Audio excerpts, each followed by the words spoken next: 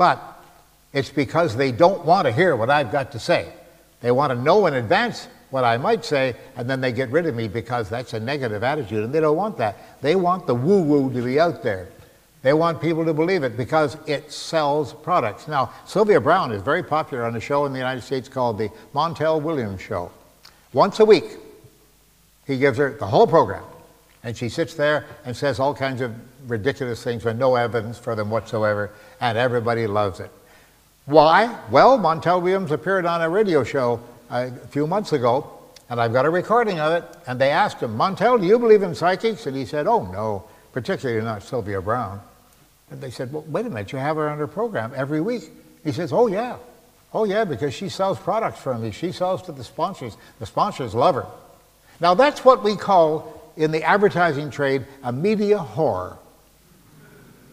It's exactly what we call it, because Montel Williams and others will do anything to get that sponsor dollar in there. He wants that money. And he doesn't care whether he hurts people, whether he makes them ill by going to false medications and quack medicine. He doesn't care. He doesn't care about any of those things. The bottom line is, does she make money for me? Yes, okay, we'll use her.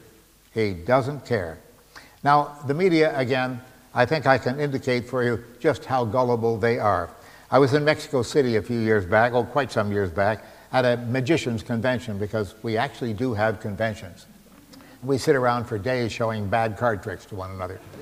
It's true, I'm sorry, but we learn a lot, and we have major performers there who are invited to perform for us and to instruct us as well. So we have conventions just like doctors and other folks.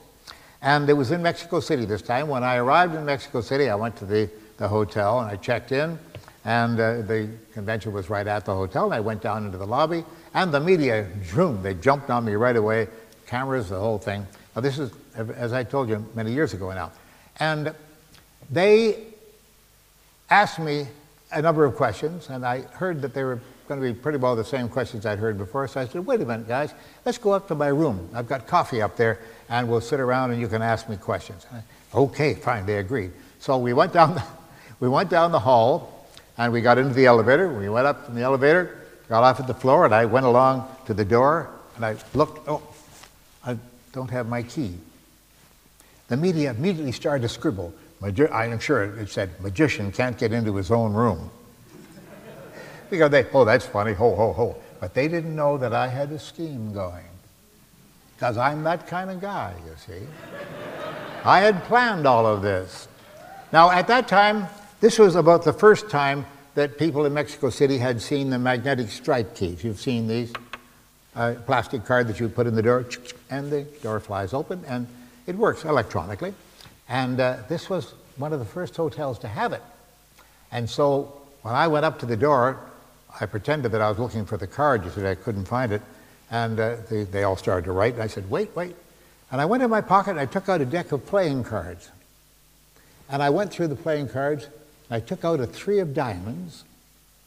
And I put it into the door. And the door flew open. And I walked in and said, come on in. Coffee's right here. Now, what I had done is I had glued the card onto the back with the 3 of diamonds, you see, and I was ready for them, and I just went through and I put that in, and it worked quite well, and I put it back in the deck of cards and put it in my pocket. So it was a scheme that I had to do a trick on, you see. The first reporter standing right beside me said, oh, will that work with all playing cards? What kind of a question? The problem is that most reporters or people in the media are not, they're not educated in science, they're educated in the humanities. They don't know about things like that. I mean, anyone in this room is certainly going to know about something like that. But then I answered him as if I thought he was playing a joke on me, and I said, no, only a red 3. And he wrote it down, and it was in the paper the next morning. Incredible! But that shows you how naive the press can be. Now, scientists can be naive too, and I'm going to show you a small demonstration. Oh, goodness. I'm embarrassed to tell you this, but the Lawrence Livermore Laboratories in California are among one of the top laboratories in the whole world in physics. And I swear you can walk in there and throw a rock in any direction, you'll hit a PhD in physics. They're all over the place. You can't avoid them. And I had visited there and I had lectured there before, but one day my assistant Andrew at that time, he called me from the other office and he said, Randy, the Lawrence Livermore Labs is on the phone. They want to talk to you. They say you've lost $1 million. Well, I was frightened, of course. Yeah, sure. And I picked up the phone. He said, this is Dr. So-and-so. I'm a PhD in physics. I said, yes, doctor. What can I do for you? He said, we believe you've lost $1 million, Mr. Randi, because we have a man here named Ronnie Marcus from Israel, and he is doing things for us here that are absolutely unexplainable. They're beyond the ken of science. They are super science. They're paranormal. I said, oh, really? So what is he doing? At the same time, I signaled to Andrew to listen in on the phone. You see, and Andrew is a magician as well, my assistant, a magician. He would understand what he's talking about. He says, well, he asked us to get a matchbox from the store, and it had to be just a small matchbox like this. And we went and we bought one. Well, we bought it with science in mind, you see. I said, yeah. So Andrew looked at me and he went, he thought that he knew what it was. It's a standard trick that you do for kids. And the kids sometimes do. So he went to Martin Gardner's book of impromptu magic on the shelf, and he looked through it, and he signaled to me, I've got it. And he went to the copy machine, ran a copy of it, and he stood by the fax machine, ready to send a fax, you see. And that was exactly what I expected he would do. So I said to the professor on the phone, I said, what did he do? And he described it to me. He said, Ronnie Marcus, we went to the store, we bought not only one matchbox, we bought 24 of them in a big package.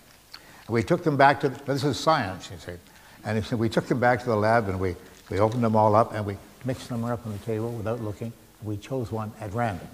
Okay. And we put the rest of them away. And we put a number in the box so we'd mark it, so we wouldn't make a mistake and get it mixed with another one, you see. Okay. And he said, we then tested it for magnets and to see if there are any threads on it. Matches don't have threads on them and magnets and such, but they wanted to make sure they're doing science here, you see. They're doing it in the wrong direction altogether, as you'll see in a minute, but they're doing science. So he said, we tested it out, and we took one of the matches out, we lit it, and it lit. It was a perfectly ordinary match, and we weighed it, and yes, okay, and what? Oh, there are too many matches here. I'm just going to discard some of these matches, which is what they did. They made the box a little lighter. Okay. And there we are. And I said, then what happened? Now I knew what happened because I had the diagram right in front of me from the magic book, you see. And Andrew was saying, oh yeah, this is probably the trick, yeah. So he said, what we did, he laid it on the back of his hand. Yes, I want to make sure I'm in the light here now. He laid it on the back of his hand like that, and he simply gestured with his hand like that, and it slowly stood up in the back of his hand. And then he gestured again, and it went back down again. And I said, well, that's remarkable. I said, do you have a fax number there, doctor? And he said, oh, yes. And he read me the fax number. He said, what are you going to do? I'm going to send you a sheet from a book that I have here. Oh, okay. I said, describe that to me again. He said, oh, he just made gestures with his hand like that. The box stood up in the back of his hand, and then it went back down again slowly. And I said to him, as I say to you now, I have no idea how this is done. I really don't. Oh, pardon me. Now, what the trick is, folks, is so simple. But this was a PhD in physics, and he didn't know how magic tricks are done. I don't expect him to know how this is done. I don't expect you to know how it's done. But I do expect that he might want to ask a magician. What you do is you simply leave the box open a little bit like this when you place it on the back of your hand, you see. And then when you close it, you squeeze some of the skin from the back of your hand, on the back of your hand like that, and then you simply tighten up the skin on your hand, and up she goes, and down it goes, and up it comes, and that's all there is to it.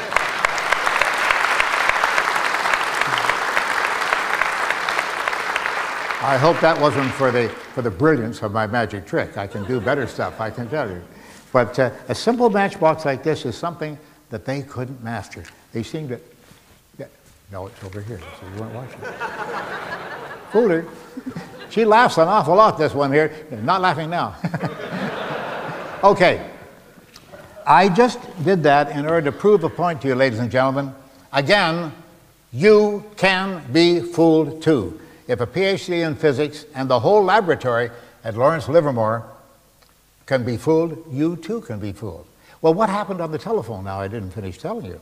Yes, I'm on the phone, and I said, read the facts when it comes through, and he said, okay. And he read to me over the phone. He said, the floating matchbox trick, okay. You take the matchbox and hello? Yeah, I'm still here, I'm still here. And he said, yes, just wait a minute. Down went the phone. I didn't hear from him again, ever. Never heard from Lawrence Livermore Laboratories again. I never lectured there again either for some reason or other. And Ronnie Marcus was sent back to Israel in disgrace, and we never heard of him again either.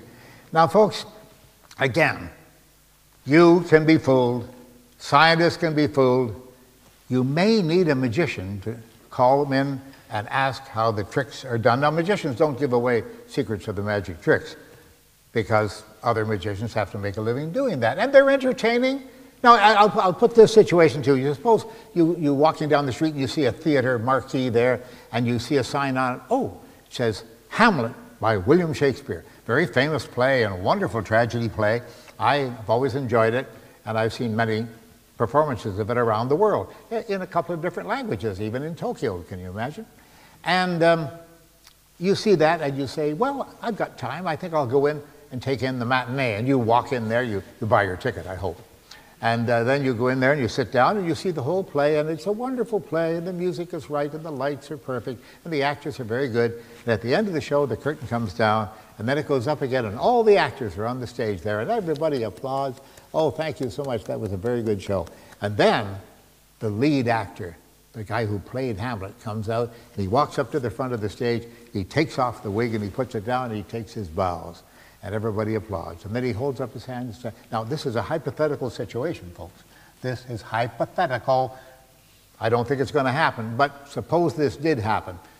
Ladies and gentlemen, yes, I played the part of Hamlet, but it wasn't difficult for me because I actually am the Prince of Denmark.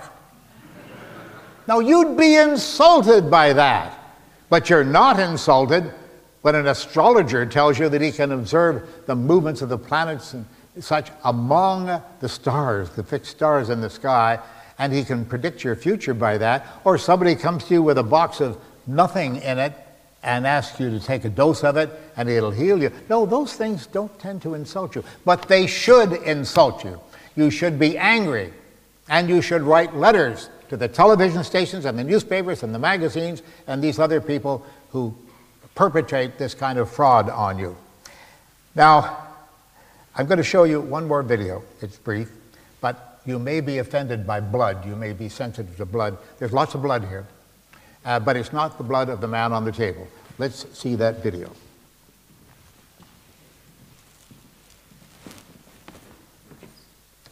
All right.